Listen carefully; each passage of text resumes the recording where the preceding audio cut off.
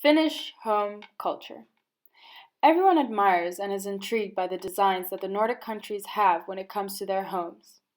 The Finnish have this fairy tale like wooden houses, aligned next to one another, painted in different colors, with a lot of practicality. Helsinki was the capital of design in the year 2012, where many designers flourishing and exposing their designs both in architecture and fashion. This home atmosphere the Finnish create is something no other country has. What makes a Finnish home? Is this done by consuming brands, or is it about the Finnish building it themselves? Are they proud of their own designs?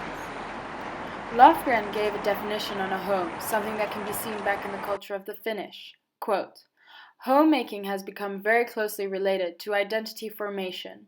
Home is a place where you very actively try out different sides of the self. It is an important arena of cultural production rather than a site of anxious cocooning. Quote closed.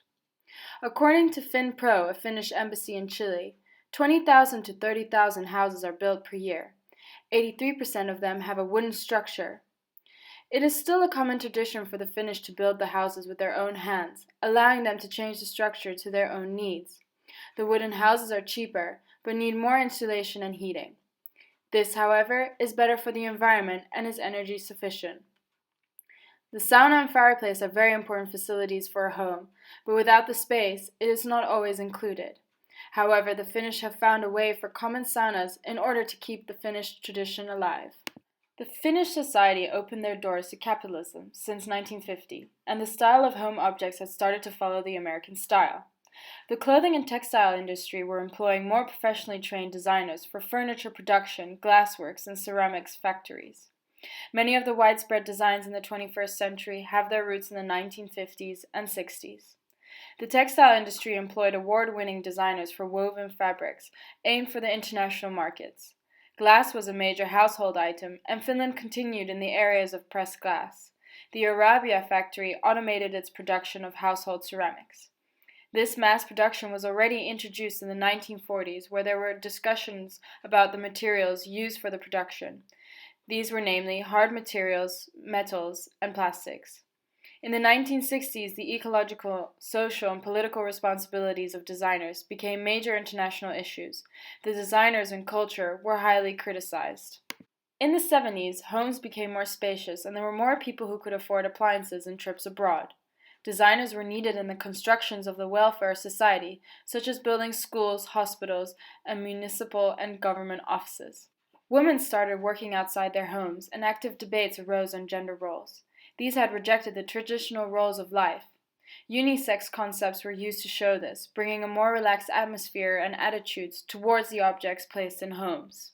Since the 70s, with the restrictions on import goods in Finland, local goods began to flow throughout the country, this raising the appreciation of local goods. Finnish design has become a form of familiarity and part of their daily lives. They are well equipped in their homes with Arabia tableware and Iittala glassware that they use on a daily basis. Purity and authenticity in materials and products are the expectations at home and abroad. Do Finnish people appreciate brands more than the actual item itself? That's a good question. Uh, I would I would say the brand, because I often, maybe this is just me, but I often feel like if I look at some of the like very famous designer stuff, Iittala or Marimekko or what else do we have? Arabia, Bentik. They obviously have some nice stuff and something that's really pretty, but sometimes I think they also succeed in making things very ugly.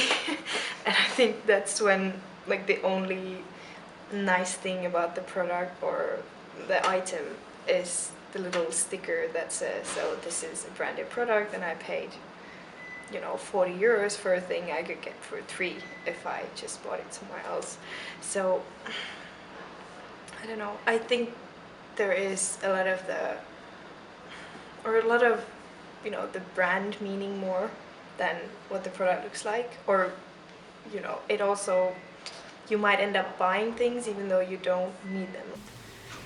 Well, of course there's differences, but I think Finnish people like very simple style and not too many colors.